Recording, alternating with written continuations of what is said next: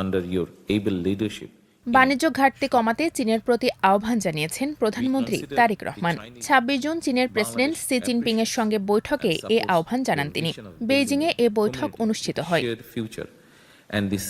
বার্তা সংস্থা রয়টার্সের প্রতিবেদনে বলা হয়েছে, বৈঠকে বাংলাদেশের প্রধানমন্ত্রী বাণিজ্য ঘাটতি কমানো এবং রপ্তানি বহুমুখীকরণের উপর জোর দেন। পাশাপাশি বাংলাদেশের মেগা প্রকল্পগুলো বাস্তবায়নে চীনের সহযোগিতা কামনা করেন। গত ২৪ জুন ৩ দিনের সরকারি সফরে চীনে যান তারেক রহমান। গত ফেব্রুয়ারিতে প্রধানমন্ত্রী হিসেবে দায়িত্ব নেওয়ার পর এটি তার প্রথম চীন সফর। রয়টার্সের প্রতিবেদনে বলা হয়েছে, এই সফরের একটি বৃহত্তর কূটনৈতিক তাৎপর্য রয়েছে। কারণ তারেক রহমান বেইজিং ও নয়াদিল্লি দুপক্ষের সঙ্গে সম্পর্কের ভারসাম্য বজায় রাখার চেষ্টা করছেন।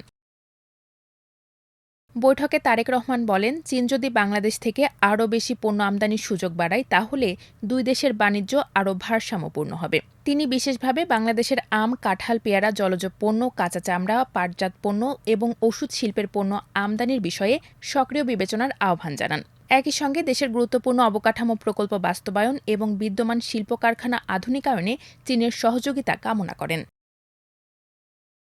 চীনা সরকারের পক্ষ থেকে জানানো হয়েছে, বাংলাদেশ থেকে আরও উন্নত পণ্য আমদানি, চীনা প্রতিষ্ঠানের বিনিয়োগ বাড়ানো এবং নবায়নযোগ্য জ্বালানি, ডিজিটাল অর্থনীতি ও কৃত্রিম বুদ্ধিমত্তার মতো নতুন খাতে সহযোগিতা সম্প্রসারণে আগ্রহী বেইজিং।